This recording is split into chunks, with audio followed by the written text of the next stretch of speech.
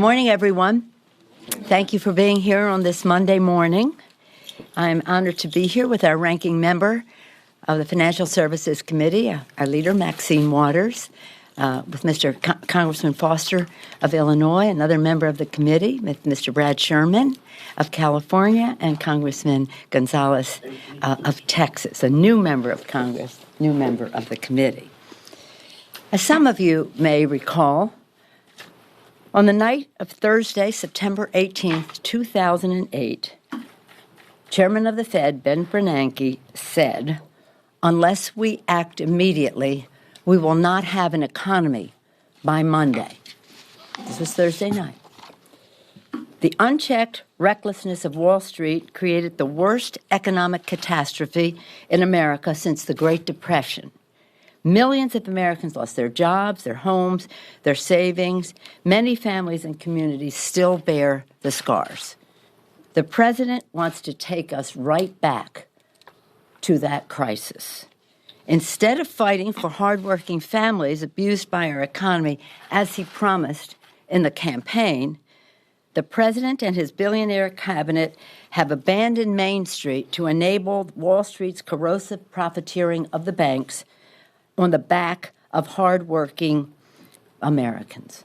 This administration has unleashed a Wall Street first agenda to pad the pockets of their Wall Street friends.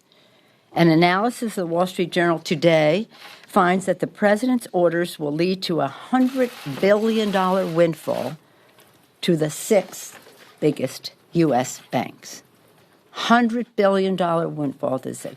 The president has moved to expose hardworking Americans to unfair, deceptive, and predatory practices, perpetuating a massive con on those who thought he would stand up for them against the powerful interest. Remember what he said in the campaign? The president is undermining the financial security of working families while there is no transparency about how his own businesses would benefit from his new executive orders. With Dodd-Frank, Democrats enacted the strongest Wall Street consumer financial protections in history. With the retirement savings rule, also known as the fiduciary rule, we protected our seniors and strengthened the middle class and their investments. Democrats will continue to fight for the jobs, the wages, and the retirement security of hardworking families across America. Last night was the Super Bowl. If we had a scorecard, we would say overturn Dodd-Frank and score one for Wall Street. Overturn the fiduciary rule, score one for Wall Street. Eliminate the Consumer Financial Protection Bureau, score one for Wall Street. Just the list goes on and on. They and the Republicans in Congress who have said they are going to move to overturn Dodd-Frank want to take us right back to where we were that night when the chairman of the Fed said if we don't act immediately. And when we took the bill to the floor to act immediately, Republicans, by and large, voted against it because they said, we don't believe in intervention. That's why we didn't intervene, to prevent this from happening with regulation and supervision of Wall Street. And so when the time came with the TARP, they voted no because they considered it an intervention. And that's what they want to do all over again. A champion in this fight, then and now, has been our very distinguished, knowledgeable, informed, brilliant ranking member who's there for the American taxpayers, there for America's working families, there for retail investors, Congresswoman Maxine Waters of California. Maxine. Thank you.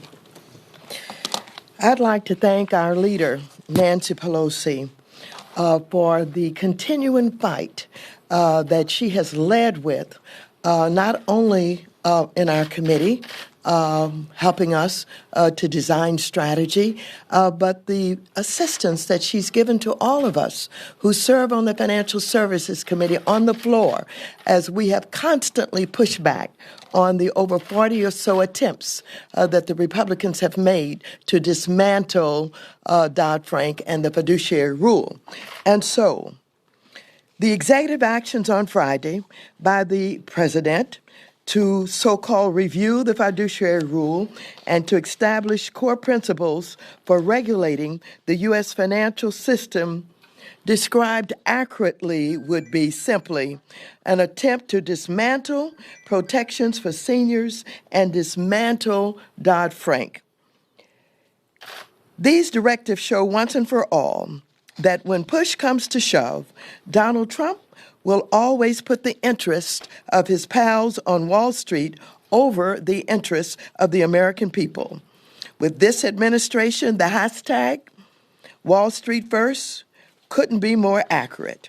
What's more unnerving is that during the divisive campaign that Trump ran, he repeatedly accused Hillary Clinton of being in the pocket of Wall Street. He claimed that he would drain the swamp and put America first. What a pack of lies he told. Wall Street is running Trump's White House. For example, Trump was quick to name Goldman Sachs alums to his administration, making Steve Bannon his chief strategist, nominating Steve Mnuchin for Treasury Secretary, and he also appointed Gary Cohn, a Goldman Sachs lifer, as head of the National Economic Council. Cohn waltzed away from Goldman Sachs with a $285 million severance package and into the White House with plans to make his buddies on Wall Street even richer. Last Friday, Trump unveiled these two plans. First, of course, there was the executive order aimed at taking apart Dodd-Frank page by page. This executive order was clearly written by the banks. I encourage all Americans to read it, not for what it says, but what it doesn't say. For example, the first so-called core principle is empower Americans to make independent financial decisions and informed choices in the marketplace, save for retirement, and build individual wealth. He isn't saying that we need to rein in predatory lenders. What we need to shut down, that we need to shut down payday loan sharks, that we need to make sure that investors aren't ripped off. He's saying what he wants, an anything-goes regulatory regime. Kickbacks, predatory practices, the worst of the subprime meltdown. He's telling us that it's all fair game as long as someone can make an informed choice. And if you choose wrong or you are duped, I guess that's on you. We had that kind of system before we knew exactly how it turned out. It led to financial crisis that started when banks and unscrupulous mortgage brokers steered unsuspecting Americans into poorly underwritten predatory subprime loans, and then Wall Street packaged those loans, lied to the investors about their contents, and then bet that they would fail. And in the ensuing chaos, the banks got bailed out while Americans lost $13 trillion in household wealth. 9 million Americans lost their homes to foreclosure, and the unemployment rate climbed to 10%. But Trump wants to go back to those days because for him, Wall Street comes first. This administration is also misleading the public by saying that Dodd-Frank is hurting small financial institutions. The data doesn't back that up. Community banks' income levels are up 12%. They're making more loans than the big banks, and the credit unions have seen their membership members expand. In fact, the numbers show that banks lending to businesses has increased 40%. All of this is since Dodd-Frank. This industry profitability, 10, applies to banks of all sizes. All banks have been making money hand over fist post Dodd-Frank, with banks having posted a record profit of $43 billion last year. Dodd-Frank clearly isn't hurting their bottom line. But a $43 billion record profit isn't enough for these guys. They and their families in the White House want more, and they're willing to strip away the important consumer and investor protections in Dodd-Frank to get it. The executive memorandum on the fiduciary rule is no different. Trump is trying to undo the hard work that went into the Department of Labor's rule to protect seniors, savers, and retirees. Most people don't know that when they go to start saving for their retirement, that sometimes the person they've gone to for advice is recommending investments that are in the advisor's interest and not in the client's. This kind of conflicted advice has cost American savers $17 billion each year. Trump's memorandum would send that money straight back to Wall Street. Trump's actions prove that he and his administration are all about enriching some of the richest people in this country. It's the billionaires and millionaires looking out for each other. In Trump's America, Wall Street comes first and Main Street picks up the tab. Thank you very much. We have other members who are here. Brad Sherman. Brad Sherman next. Thank you. We're doing by seniority, and we've been joined by Congressman Al Green of Texas, who's a member of the committee as well. Brad Sherman from California's best named city, Sherman Oaks, CPA and 20-year member of the committee. On the issues of Wall Street and the big banks, Trump sounded like he was Bernie Sanders. He's now creating an administration that looks like Goldman Sachs. The effects of this Trump executive order and plan are insidious because they don't have the immediate tangible effect. His executive order on visas and immigration, immediate effect, immediate pushback, immediate reduction, at least in its immediate effect. Obamacare, people will see it if it's repealed. They'll know it immediately. But what about changing Dodd-Frank? Well, as our leader pointed out, a Wall Street Journal article today says that they're on target to cut by $100 billion the amount of capital in the 6 largest banks that they are required to hold and allow that money to go to shareholders and management. Well, what does that mean? It won't have an immediate effect. The effect will be in the next economic downturn when those banks will have $100 billion less in cushion, and yet those loaning money to those giant banks, they're not seeking a higher rate of return. They don't think there's a greater risk because they know, or at least they believe, that if in the next economic downturn, without that $100 billion of capital and cushion, those banks can't meet their responsibilities and pay their debts, they'll be bailed out again by the federal government. So it won't have an immediate effect, but it will have a real effect on America and the social contract that pulls us together. As to this Department of Labor fiduciary rule, as our ranking member pointed out, that's going to hurt American savers to the tune of $17 billion. That is a rule supported by AARP and the Consumer Federation of America, and positive statements have been made about it by the Bank of America and Merrill Lynch and Morgan Stanley. And some 65% of Trump voters say that we ought to keep that rule in place. It's time that we stop the greatest bait and switch in American political history.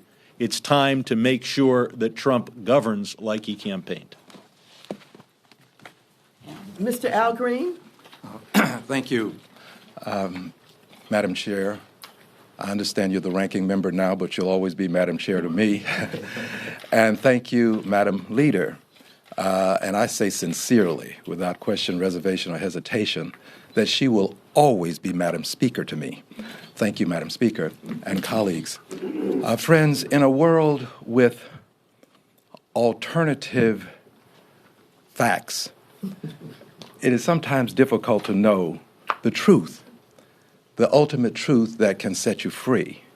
It is sometimes difficult to understand that Carlyle is right, no lie can live forever. That William Cullen Bryant is right, truth crushed to earth shall rise again. So please allow me to share a few truths with you. At the genesis of this crisis, several events took place that were absolutely destructive. You might recall that the stock market fell 778 points. one evening. You might recall that we had to come back and we had to take another vote. You might recall that banks were not lending to each other. The crisis was so dire. We literally were on the precipice of an abyss, unlike we hadn't seen since 1929, probably. So with these facts, there was one other significant event that occurred. Members of the opposition party met, and the leadership decided that they would not, N-O-T, not support President Obama, and they made a pledge to each other. And the truth is, they kept their word. They fought him every step of the way. Dodd-Frank wasn't something that we necessarily thought we should just do because we were good-hearted people. The American people were demanding that we do something about 327s and 228s. They were demanding that we do something about my last point that I shall make, the yield spread premium. Please note that the yield spread premium allowed your mortgage broker to qualify you for a loan at 5% and then come out with a very big smile and say, good news, you qualified for a 9% loan. You would get that 9% loan thinking you had gotten a great deal. You would have your loan, you would get your house, but you would probably have a prepayment penalty that would coincide with a teaser rate, such that if you wanted to get out of that inflated loan, you would have to pay a penalty that you could not pay. And by the way, the broker got to share in the spread. That's why the broker would raise the rate so that the broker could benefit. Very similar to what's happening with some other circumstances. So I just want to thank you, Madam Speaker, Madam Chair, for allowing me the opportunity to say to the public, we can't accept alternative facts. There is a real truth, and the truth is that Dodd-Frank has been of great benefit to the American people. Thank you. Congressman Foster. Good morning. My name is Bill Foster. I am a businessman and a scientist and represented the 11th District of Illinois.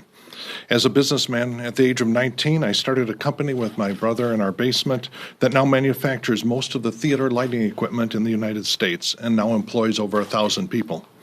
We used banks in our financial system to help grow our company.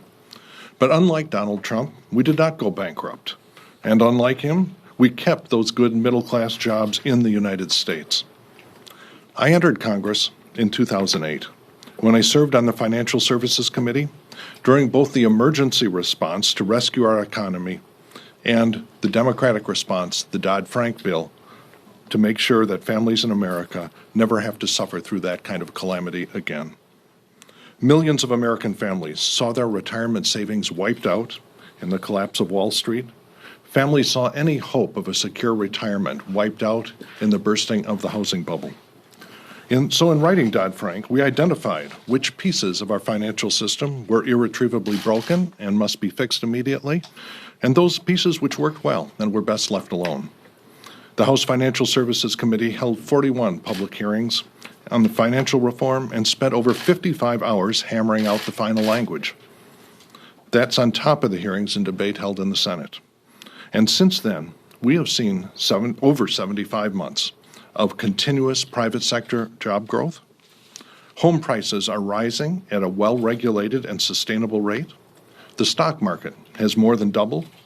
Business profits are at record levels. And despite Republican predictions of hyperinflation, interest rates and inflation are well under control. And yet, Donald Trump and the Republicans call this a disaster. President Trump has now directed his nominee for Secretary of the Treasury to submit a report within 120 days on how they might change regulations to meet broad economic goals, goals that should already guide everything that we do in the Financial Services Committee. But, Mr. President, I will save you some time. I have a thumb drive on which I will put the transcripts of all the hearings and all the debate that led to Dodd-Frank, because Congress has already done that work. We're now 10 years after the start of the financial crisis that families in America are only now recovering from. And we should always remember, this financial crisis did not have to happen. It was not an unavoidable accident or a standard feature of free markets or an act of God. It was a mistake. This was a mistake driven by the same mindless deregulatory hysteria and debt-fueled military spending that President Trump and the Republicans are steering us toward today. So when President Trump tweets out that his friends are complaining that they can't get all of the loans they want, well, if Donald Trump's friends go bankrupt as often as Donald Trump himself goes, then I am very pleased that our banking regulators are not letting the giant banks make those kinds of irresponsible loans. When Congress and the President, what we should be doing is building on the success of Dodd-Frank, which has made the United States financial services system the safest place on earth to invest, the envy of the world, and a financial haven in times of crisis. Thank you all. Our newest member, Mr. Gonzalez. Thank you. I'd like to thank Madam Speaker and Chairwoman and our colleagues that are all here on this very important day fighting the repeal of Dodd-Frank. It would be catastrophic. It was for my district. Tens of thousands of people lost their homes. Millions lost their homes across the country. We can't return to the pre-2008 times. It's our duty. This should be a bipartisan issue. It shouldn't be a fight that's taken on by just a small group on a committee. We cannot return to the financial catastrophes that we've had in the past.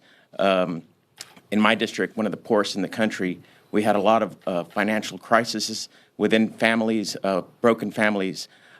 We need to save our seniors, our young people that are trying to buy homes, give them the stability that they need to move forward in this country. Thank you very much. Thank you.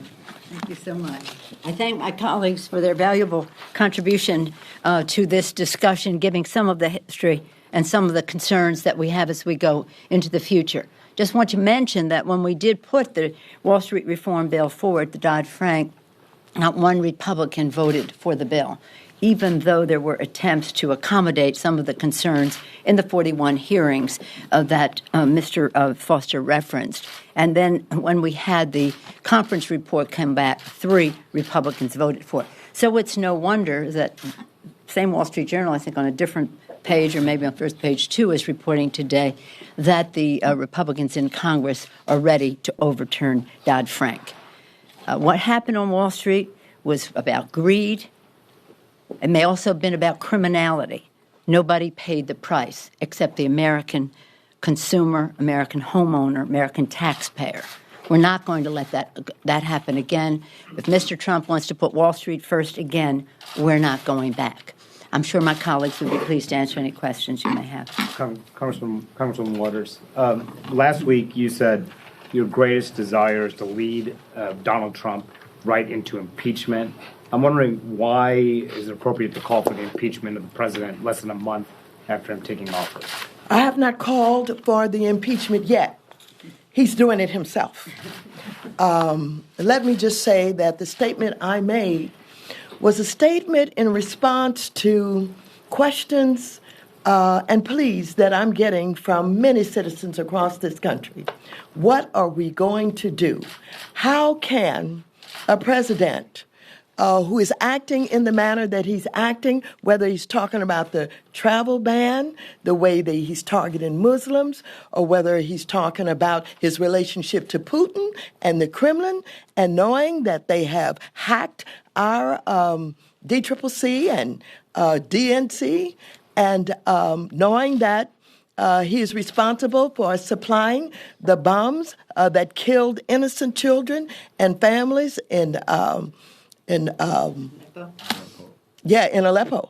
and the fact that he is wrapping his arms around Putin while Putin is continuing to advance into Korea.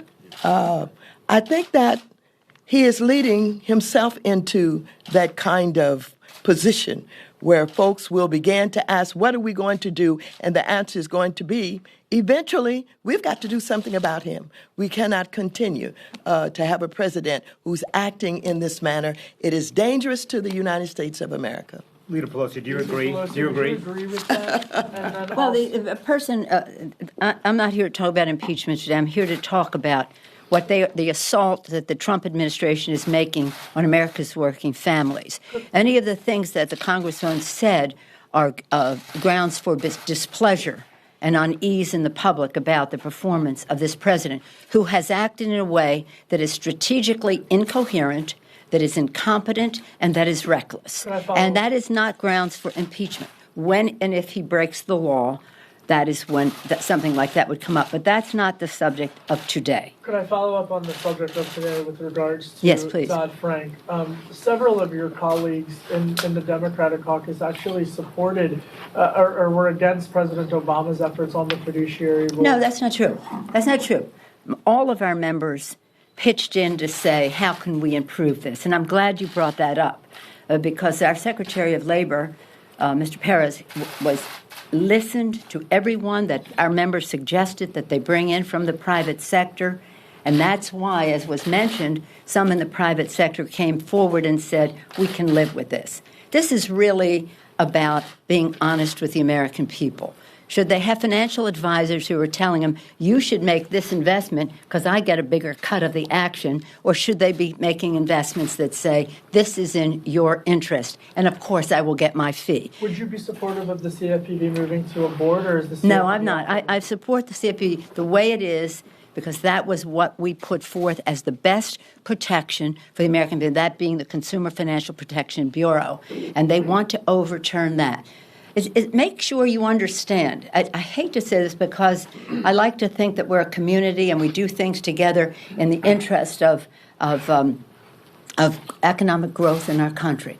But what is happening now is the President Trump and his billionaire cabinet and his advisors in his own office, who spring from Wall Street, are putting forth a Wall Street first policy at the expense of the American people. This is to people who might be listening to this, if anybody is listening to it on a Monday morning or hear about it, make sure you understand what this means to you.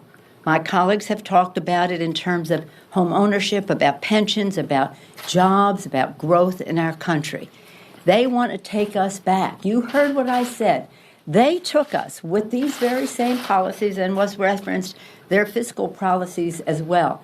Tax cuts for the wealthiest, 2 unpaid-for wars, giveaway package in the Medicare Part D legislation that produced great deficits in our country, no growth, reduction in jobs, and at the same time, actions that allowed Wall Street to, and I don't paint everybody on Wall Street with this, by the way.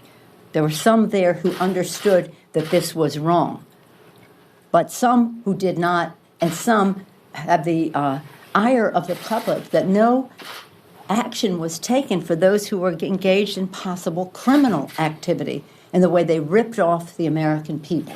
So the American people have to know. You've heard me say it, those of you who are regulars, public sentiment is everything. Abraham Lincoln. The public has to know they want to take us right back to that place by the person who went out there and campaigned against Wall Street. And it was just a hoax. Just a hoax. Because here he comes back and says we're going to overturn every protection that is there for you. Whether it is in Wall Street reform, whether it's in the fiduciary rule, nobody actually knows. Most people don't know what that means. That means who are you responsible to when you and when you advise somebody to make an investment. The biggest profit for you, the advisor, or something fair to you and to the investor. So retail investors who are not sophisticated or paying as much attention as their advisor should be as to what's happening in the marketplace. This is really a rip. And this score everything so far that this president has done, score it for Wall Street. He's done nothing. Where's their job creation package? They talked about jobs? Nothing. Zero. By this time, in President Obama's administration, he stood on the steps of the Capitol on January 20th, 2009.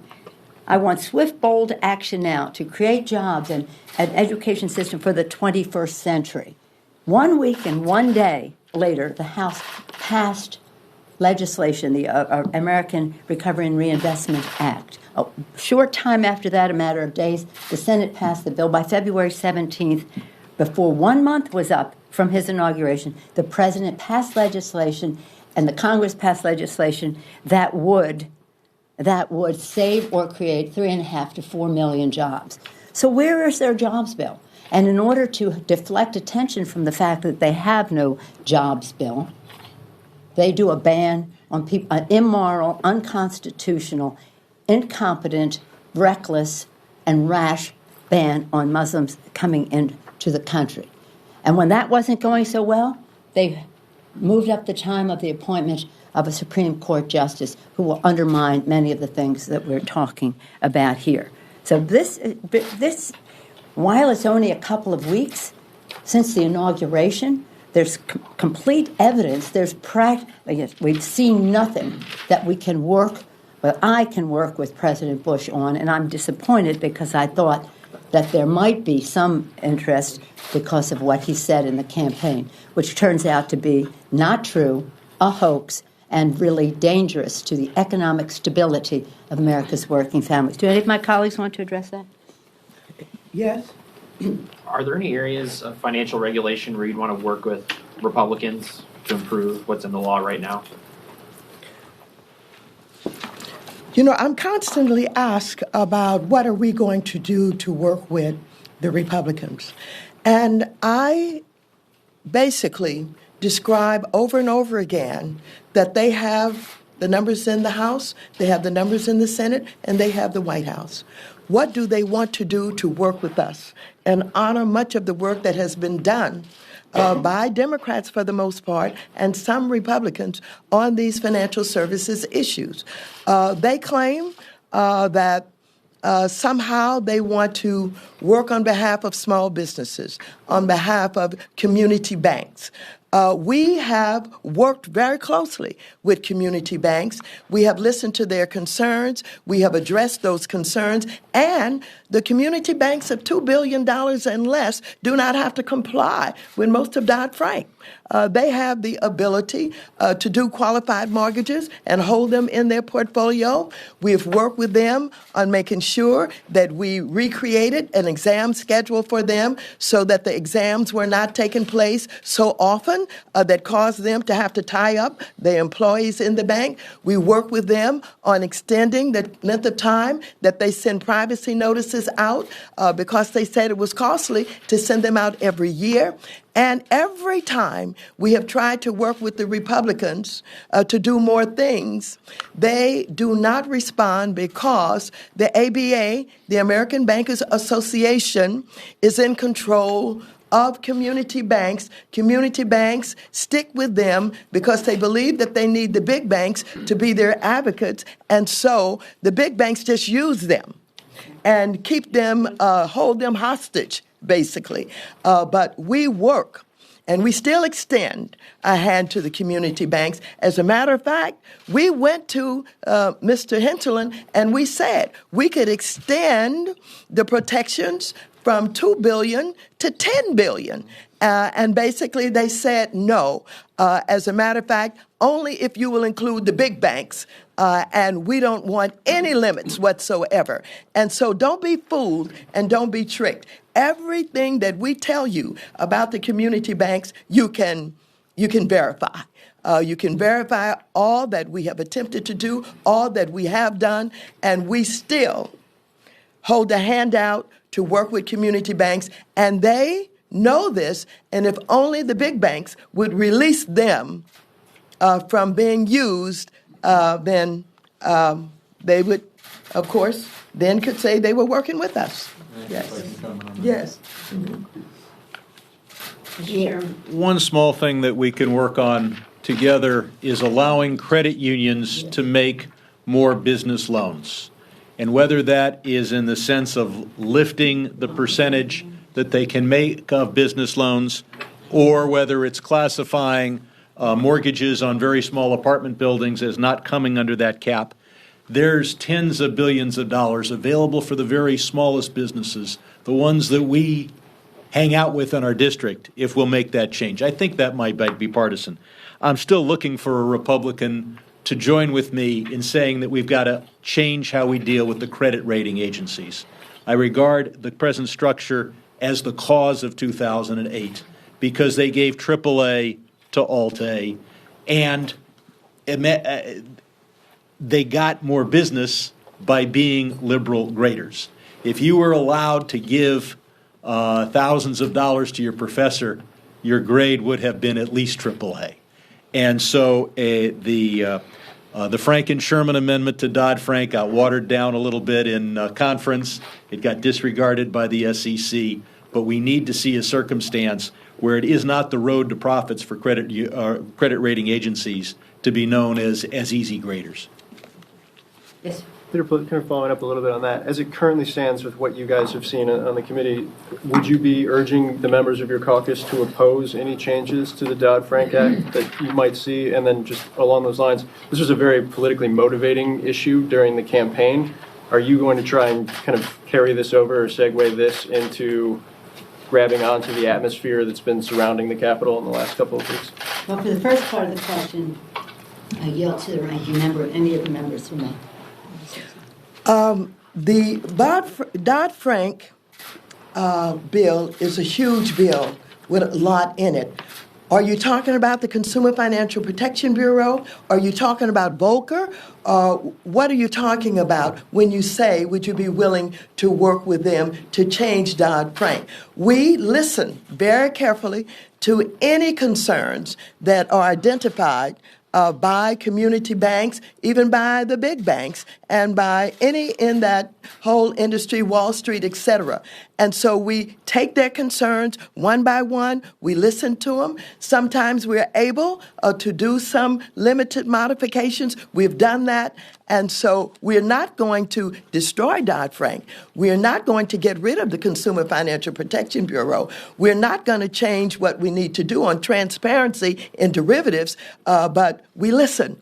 And if there's any opportunity to straighten out something that may not have been written quite in a way that everybody understands, some minor modifications, et cetera, we've always been willing to do that. I think it's important, and your second part of your question is the following.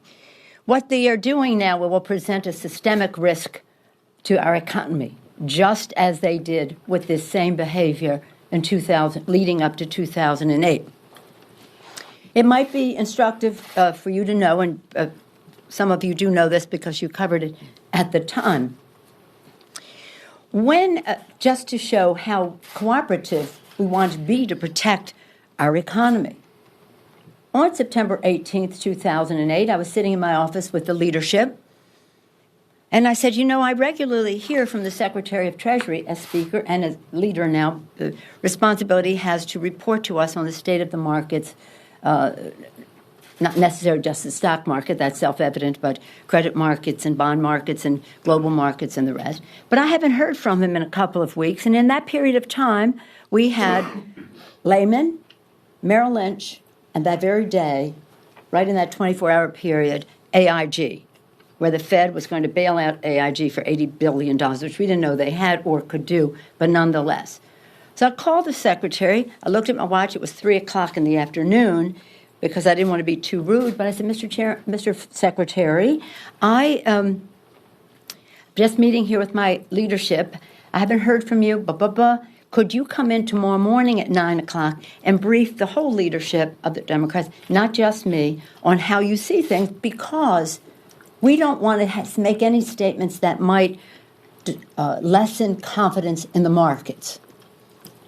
We don't want to say the wrong thing here, but what is going on?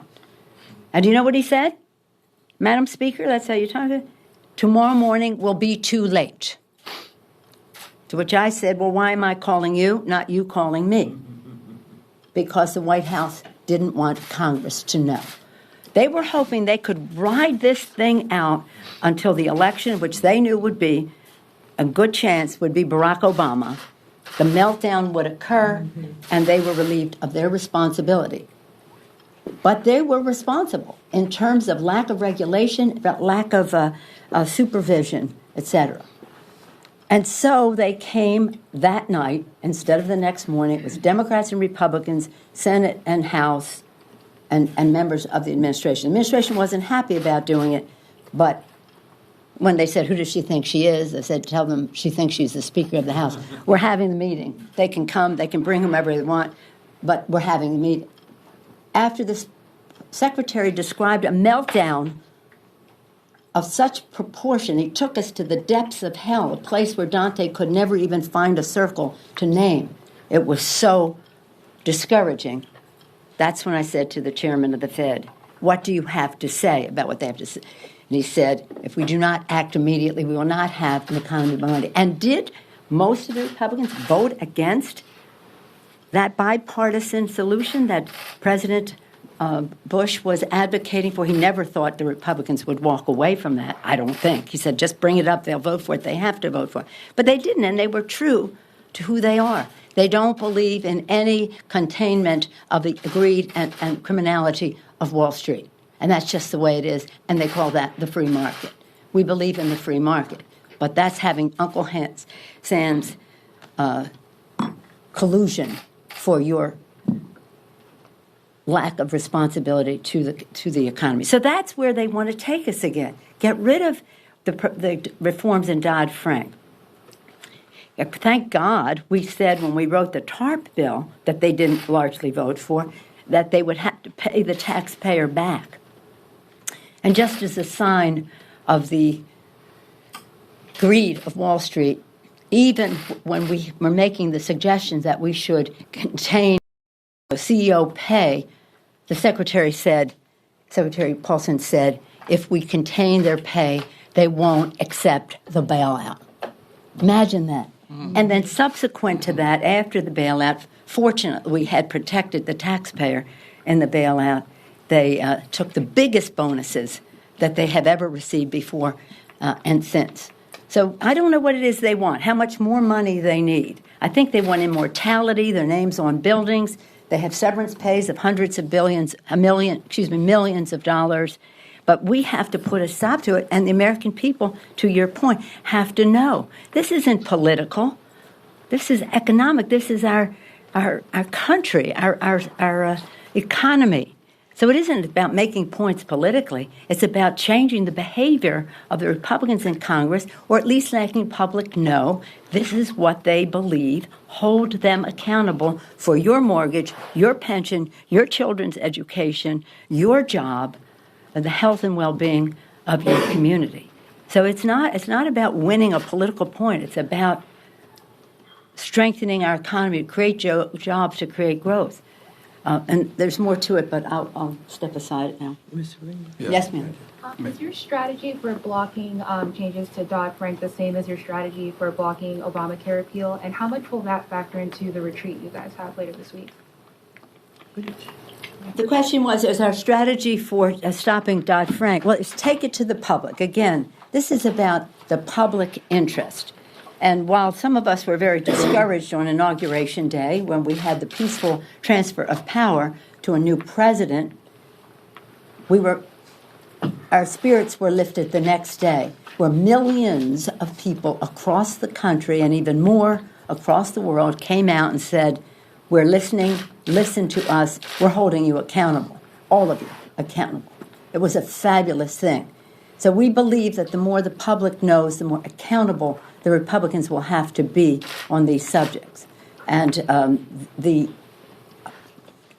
Mr. Crowley and Ms. Sanchez have planned a very comprehensive schedule for us this weekend. Come there, we'll tell you what we're doing at that time. But it is the public knowledge. As Mr. Green said, it's about the truth, about people knowing what is happening and how it affects them in their lives, their economic stability.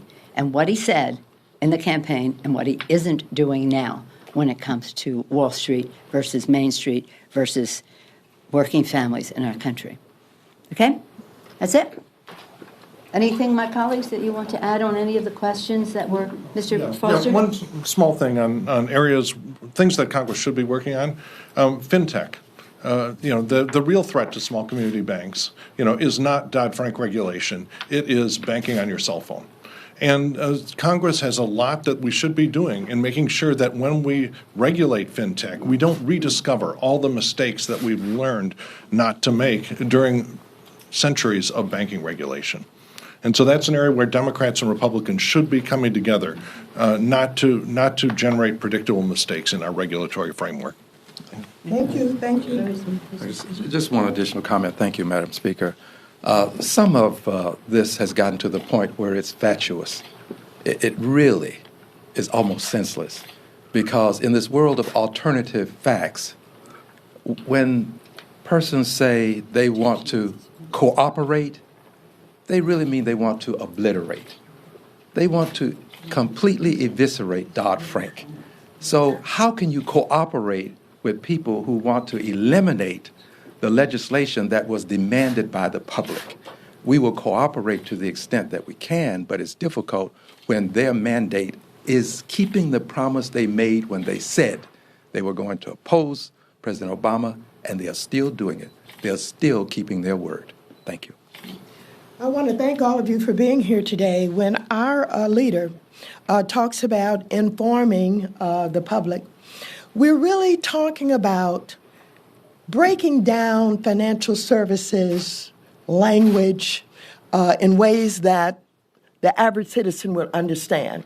When you talk about deregulation, we're talking about getting rid of consumer protection.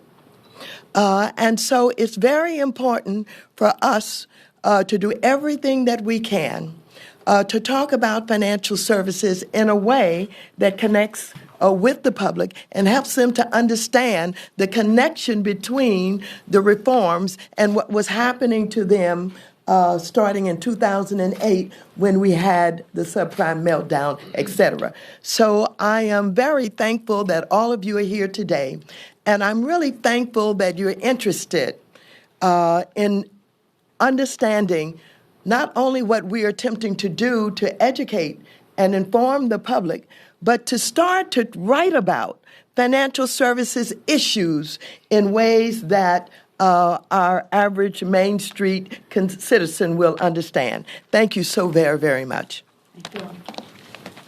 Thank you, Madam Leader. Thank you, Madam Leader.